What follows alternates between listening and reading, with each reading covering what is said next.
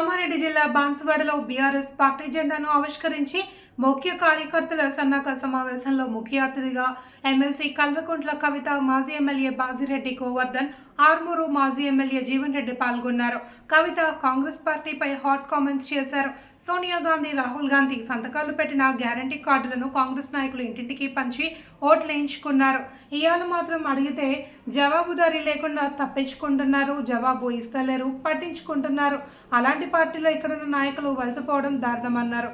ప్రజల కోసం పార్టీ మారలేదు, పైసల కోసం పార్టీ మారానని ఆరోపించారు. పోయిన వారి కోసం పట్టించుకోవడం అవసరం లేదన్నారు. దేశానికి ఒక ఉద్యమాన్ని, విప్లవాన్ని నేర్పించిన అమోఘమైన పార్టీ బీఆర్ఎస్ పార్టీ. పండుగ ఈ మాసంలో జరిగిపోతుందన్నారు. ఈ నెల 27న జరిగే రజతోత్సవ సభకు ప్రతి ఇంటి నుండి ఒక కార్యకర్త పాల్గొనాలని పిలుపునిచ్చింది. నాయకులు కానీ, అధికారులు కానీ, బీఆర్ఎస్ నాయకులకు కానీ, కార్యకర్తలకు ఎవరికి బెదిరింపులకు పాల్పడొద్దంటున్నారో పింక్ బుక్లో రాస్తాం, విడిచిపెట్టడు ఉండదు. కేసీఆర్ మంచోడేమో కానీ నేను మాత్రం కొంచెం రౌడీ టైప్ అన్నారు కవిత. ఎంత సురక్షితంగా ఉంటుందో కొట్లాడి తెచ్చుకున్న మన తెలంగాణ కేసీఆర్ గారి మేము తీసుకుంటాం, మా గులాబీ సైన్యం తీసుకుంటుంది. మా సోనియా గాంధీ గారి ఫోటో, రాహుల్ గాంధీ గారి ఫోటో పెట్టి సంతకాలు రాసి గ్యారెంటీ కార్డులు ఇంటింటికి తిరిగి ఆనాడు పంచుకున్నారు. కానీ ఇవాళ మాత్రం ఎన్నిసార్లు అడిగినా సిగ్గు లేకుండా తప్పించుకుంటున్నారు తప్పితే ఎక్కడ కూడా జవాబు ఇస్తలేరు, జవాబుదారీగా ఉండలేరు. మరి అటువంటి పార్టీలకు ఇక్కడున్న నాయకులు వలసపోవడం అన్నది నిజంగా దారుణం. ఏం తెలుస్తుంది ఇక్కడ నాయకులు వలసపోయినరు? ఎందుకోసం పోయినరు? ప్రజల కోసం పోలే. ప్రజల కోసం పోకుండా పైసల కోసం పోయినరు అన్నది ఇలా మనకు అర్థమవుతున్నది. కాబట్టి మిమ్మల్ని నేను కోరేది ఒకటే, పోయినోళ్ళు పోయినరు, వాళ్ళ గురించి పట్టించుకునే అవసరం లే.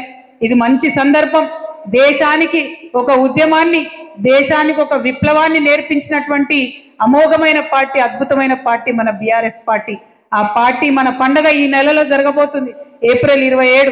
ప్రతి ఇంటి నుంచి గులాబీ కండువ కప్పుకున్నటువంటి కార్యకర్త ఇంటికొకరు బాన్సువాడ నుంచి కదిలి రావాలని చెప్పి ఈ సందర్భంగా నేను మీ అందరినీ కూడా కోరుతా ఉన్నా.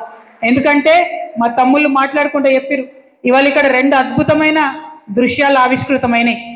ఒకటి, ఆ తల్లి సంఘం తండా నుండి వచ్చి మా ముత్యాలమ్మ, ఇగో నాకు కేసీఆర్ సార్ పైసలు ఇచ్చిండు, ఇక మళ్ళా మన పార్టీ పండగకి ఇస్తున్న పైసలు అని చెప్పి 2000 మా అక్క ఇచ్చినందుకు మనస్ఫూర్తిగా మీ ప్రేమకు ధన్యవాదాలు తెలియజేస్తా ఉన్నాను. అదేవిధంగా ఇంకొక మిత్రుడు వచ్చి చెప్పిరు, అక్క నిన్న రాత్రే ఫోన్ చేసిరు, నాకు బిల్లు వచ్చేది ఉంది, నీకు బిల్లు ఏమియ్యం అటు పోతే అని చెప్పిండ్రు.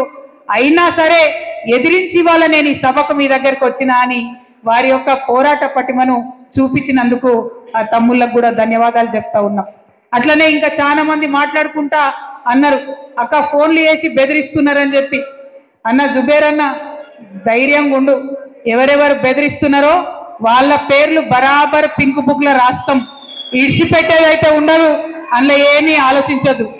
కేసీఆర్ సార్ మంచోడు కావచ్చు, నేను కొంచెం రౌడీ టైపే, ఎట్టి పరిస్థితుల్లో ఇడిచిపెట్టుడు ఉండదు.